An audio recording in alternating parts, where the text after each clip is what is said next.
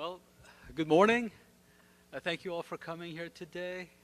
It's a real honor to have Assemblywoman Cottie Petrie-Norris and D.D. Meyers, Senior Director of Governor Newsom, to be here with us today, and as well as members of Biocom and the California Life Sciences, and of course our engineers who we're gonna pay our respect to for the amazing work they did during COVID to make something that became a lifesaver, not just for patients, but for the doctors and nurses who needed to take care of those patients.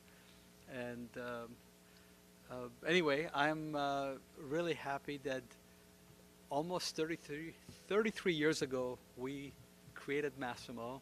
It was started in my garage. I think it was in this condo, that garage. I started it with a $40,000 loan on my condo with the goal of solving what was considered the unsolvable problem with pulse oximeters, to make them accurate even when patients moved or when they had very low blood flow, low perfusion. And today, our technology has saved numerous lives in the general floor and the ICU, and saved tens of thousands of babies' eyesight who otherwise would have been blind because of inaccurate measurements with pulse oximetry, leading to increase in oxygen in the incubators. And now we've pivoted to making this technology available to people at home, soon hopefully for those who might be dying from opioid overdose. And we use the same technology to save lives during COVID, when ICUs were overwhelmed and some of the COVID patients did not need to be in the ICU, but needed to be monitored in case they needed care. So with Massimo's Safety Net Alert for COVID, hundreds of hospitals sent their patients home and monitored them from the comfort of their homes, and when they needed help, they brought them in. Massimo today is a global company. We employ over 6,000 people. We have the great honor to monitor over 200 million people a year, affecting many, many lives. And what I'm really proud of is, if we weren't here, these technologies like measured through motion pulse oximetry or non-invasive hemoglobin, it wouldn't be here. We've not only advanced lives of many people with these technologies, we've advanced the science that others will build upon to do even greater things. So California has been our home. It's been a great home. It has helped us. It has nurtured us. From the moment I started Massimo, it felt like everybody wanted to help, with a few exceptions. And we really are a product of our community. I'm so grateful to Assemblywoman Cottie Petrie-Norris, who is helping this community for others for the future, as well as us, with the work she did to make R&D tax credits permanent and not have it capped, so that we can stay here instead of many of our companies being moved out of California. To the work she's doing now, recognizing fentanyl on our streets are killing so many of our people. Last year, it was a shame that during the COVID pandemic, we had the opioid epidemic killed 100,000 people. 20,000 of them prescription opioids. Many people think, well, you know, let me talk about that later. I get carried away with that. But let me right now, please not delay, let me introduce Assemblywoman Cottie Petrie-Norris, and I'll come back and talk about opioids. Assemblywoman, thank you. Thank you so much for coming.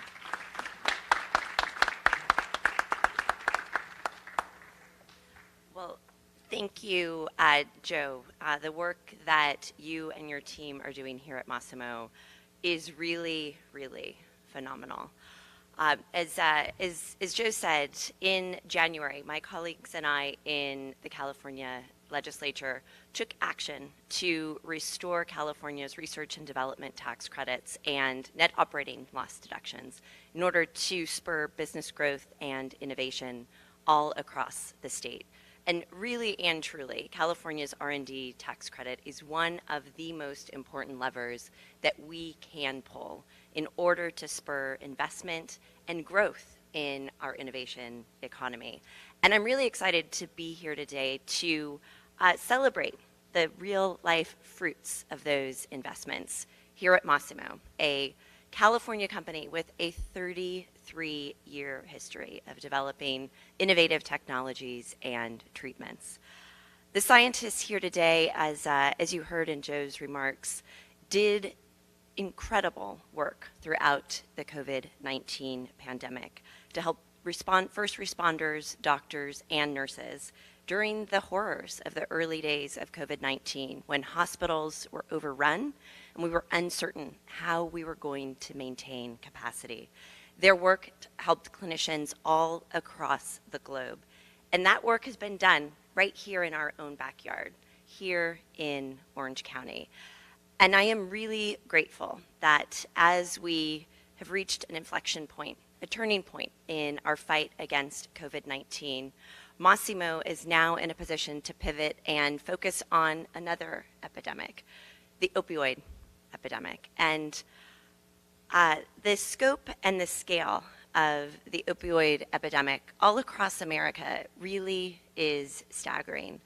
In the year that ended in April of 2021, more than 100,000 Americans and 10,000 Californians died from drug overdose. And 64% of those deaths were due to the synthetic opioid fentanyl.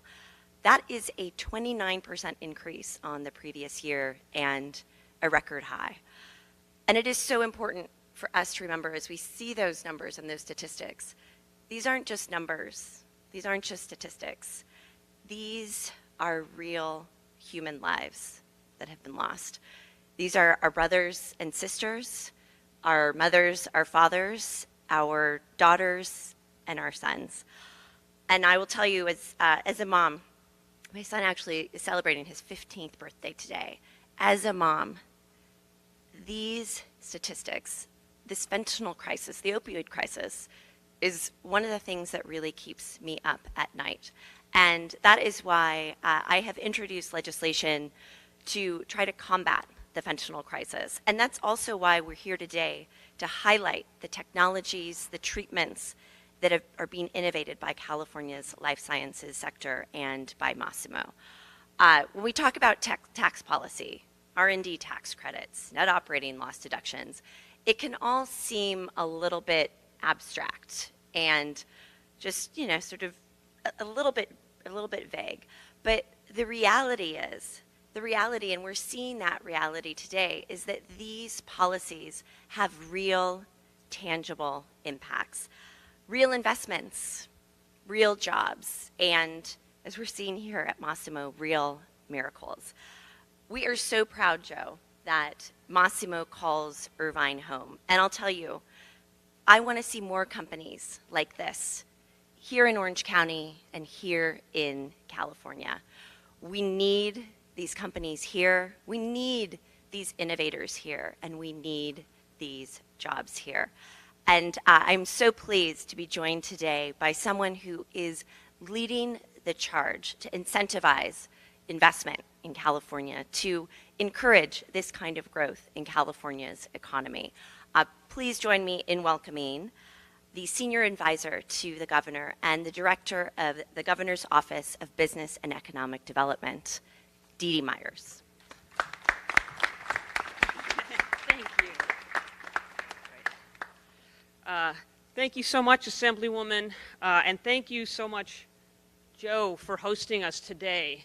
Massimo is such a great example of exactly the kinds of businesses that we attract, that are born and grow in California, that are innovation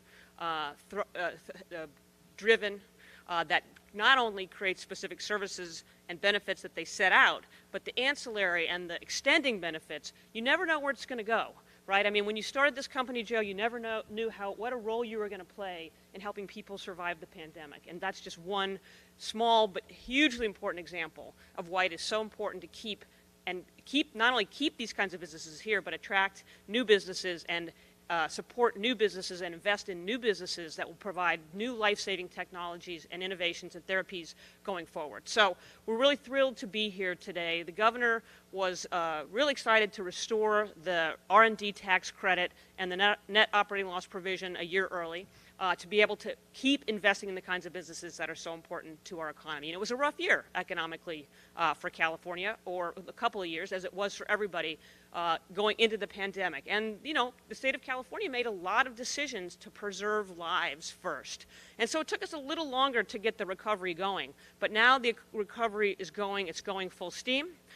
We've created more than 100,000 new jobs a month for the last 14 months. We've seen our unemployment rate come down.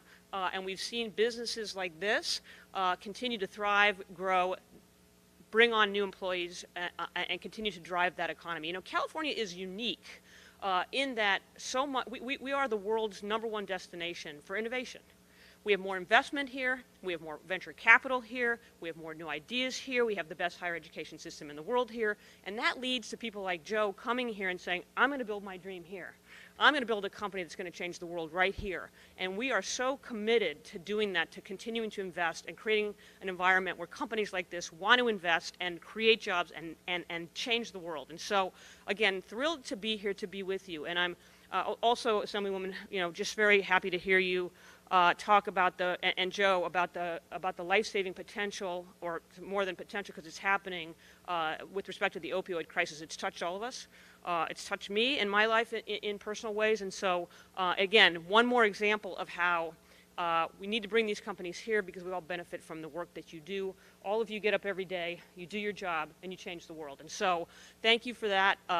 Thank you for all the work that you did, Assemblywoman. It was your leadership that really helped to drive the early you know, reinstatement of the R&D tax credit and, you know, to build these clusters here in Orange County, in other parts of California, and to continue to bring all of that investment here. So again, thank you for having us. It's great to be here. And I'm thrilled to be able to say I'm going to invite Orange County Business Council's Natalie Rubakova to come up next. So thank you, Natalie, and thanks for having me.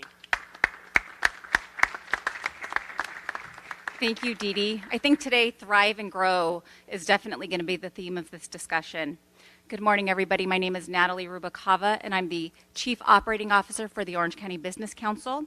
We are an organization that has been here in Orange County for over 125 years. It is our priority to ensure that business grows in this region.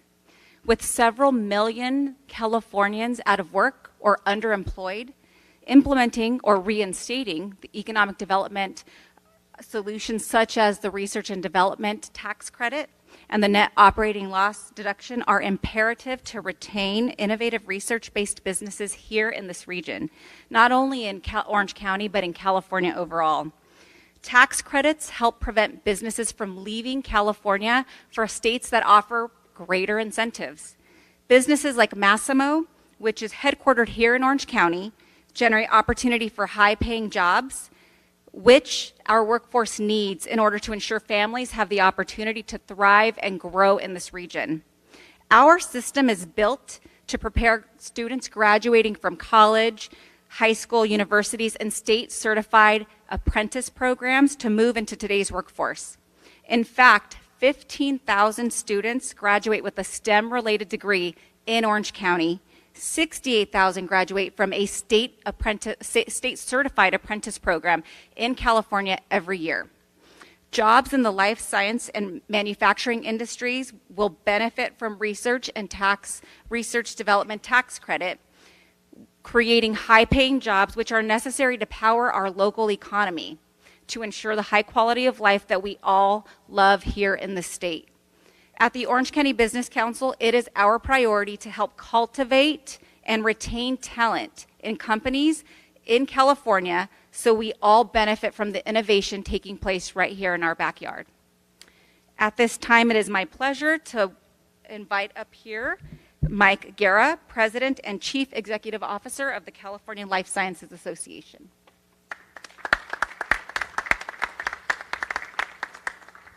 Good morning. Thanks for having me here, and thanks, Natalie. California Life Sciences, we're one of the state's most impactful life sciences membership organizations, and we advocate for the sector, and we advocate for the innovation pipeline to make sure that things like this incentive gets pushed through. I have certainly never been prouder of our life sciences industry than I am today. It was researchers and scientists from our life sciences companies who helped with the global response to the pandemic. Gilead was the first to offer a therapeutic. Abbott was the first to offer an in-home test. J&J and Pfizer came up with COVID vaccines, which is why we're able to be here today. All of these companies have a significant presence and footprint right here in California. Beyond COVID, companies have continued to make tremendous strides in R&D and are creating solutions for some of the world's most serious problems, including the opioid epidemic. California is a hub of innovation because of our robust R&D ecosystem, which is the lifeblood for new discoveries. That is why we advocated so aggressively to make sure that the restoration of the R&D tax incentive went through this year. Our companies are incredibly grateful for the state's commitment to invest in R&D and the restoration that was approved and signed into law earlier this year. I want to thank California's leadership, but especially Dee Meyers with GO-Biz and our Assemblywoman Cottie Petrie-Norris for their help in making sure that we continue to get the investment in California and in R&D. The state's commitment allows our companies to be more aggressive with their investment and to expand in California versus leaving for other states. California is proud to have Masimo as a member of our organization, but we're even prouder of the terrific work that they are doing. Masimo is an exemplary medical technology company making incredible strides in the opioid space and will play a critical role in helping people around the world beat this addiction. We're here to highlight the state's investment in R&D and means that companies like Masimo are more committed to be the premier hub of innovation and advance new therapies and devices for patients around the world. Thank you so much again for letting me be here. Now I'd like to introduce Joe Panetta, the President and CEO of Biocom California. Morning, everyone. As Mike said, I'm Joe Panetta. I'm President and CEO of Biocom California. We go to work every day to advocate for the success of this incredible life science industry that we have here in California on the world stage where it rightfully belongs. Joe, thank you so much for having me here. It's incredible to see the condo you've built since you started out.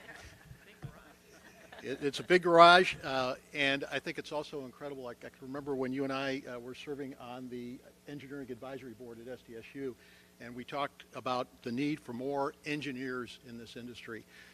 And I look at the group that we've got here, and I can see that we're creating an incredible workforce of skilled engineers, and we're going to need more and more in the future. This industry is changing tremendously from an industry that was focused on biology to an industry that's focused more on the need for engineering in everything that we do. And the incredible progress that Masimo's made with the technologies that we see here behind us, beginning years ago with just pulse oximetry to being able to monitor every aspect of a patient's progress and vital signs in the emergency room. So congratulations on the great progress that you all made here. I really want to express my thanks to the administration and to Assemblymember Cottie Petrie-Norris for extending the R&D and NOL tax credit. I can remember when I started at Biocom California 20 years ago, and we were Biocom San Diego, and I asked my members, what is it that's important to you right now in Sacramento? And they told me what's really important to us is to ensure that we extend the R&D and NOL tax credits. So some things don't change. And that shows you how important this is to our industry here in California. I'm just amazed at how far we've come, but again, we need to be able to compete successfully on the world stage. And there are countries and states around the United States, around the world, that want what we have here in California. So we have to continue to ensure that we're providing incentives and that we're staying ahead of the curve in keeping our companies here and growing our companies and bringing more companies here. So I'd also like to thank the governor for taking a firm stand in his budget in January to make this restoration of the R&D tax credit a real priority. I want to thank Dee for working so hard within the administration to constantly advocate for our life sciences here in California. And it's clear your passion in the comments that you made today for this industry in California. I want to thank our fantastic legislative leadership again, and the many other champions that have made tax credits a priority in this budget, and for the early action on this critical budget item. And then, again, rockstar Assemblymember Cottie Petrie-Norris for relentless, indomitable spirit in making this happen and the determination to carry it to the finish line. Really thank you for that. We salute you. We thank you for your incredible efforts in engaging with us, supporting the life science community, and for always putting patients first, because that's what everyone in this industry does every day when we go to work. We put patients first. We're fortunate to have you in Sacramento fighting for an industry that's dedicated to human health, and frankly, I wish we had more like you in Sacramento. Thank you very much. You're an inspiration. So this is a day of celebration and recognition, and with that, I'd like to bring to the podium William Wilson, who's Chief Medical Officer for Massimo and former Chief Medical Officer for UCI Health.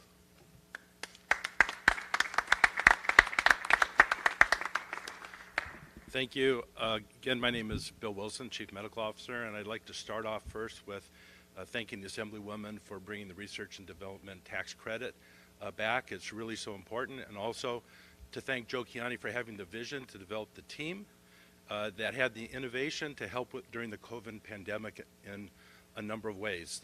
The first was to provide home care with pulse oximetry that had the same level, hospital level, sensitivity and specificity, everything the patient would have right in the comfort of the home.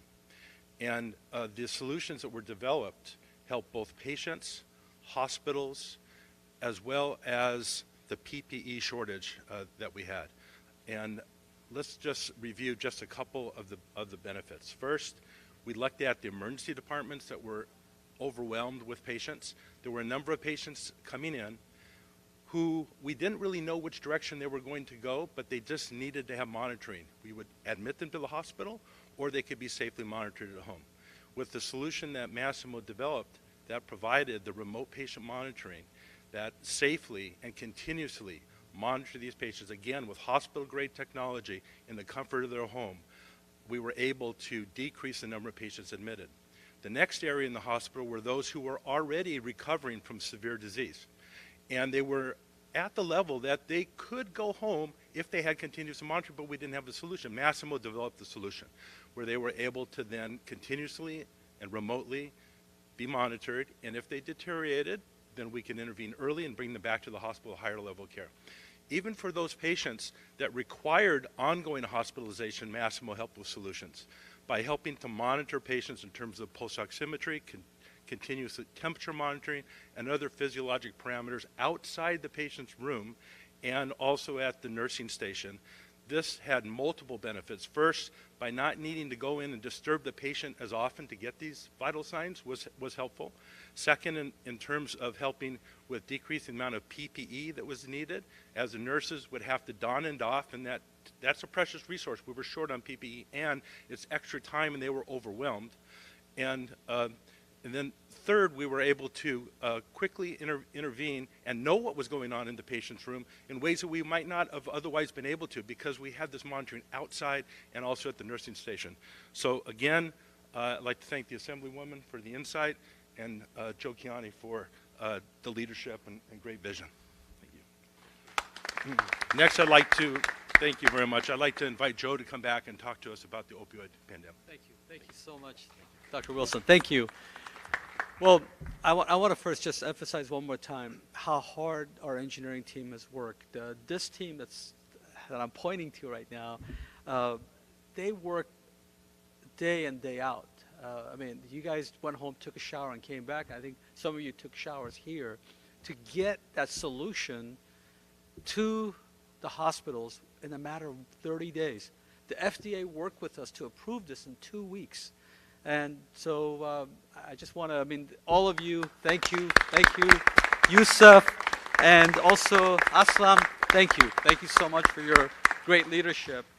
When we pivoted and made that solution, we were in a journey to create a solution for people at home that are taking opioids.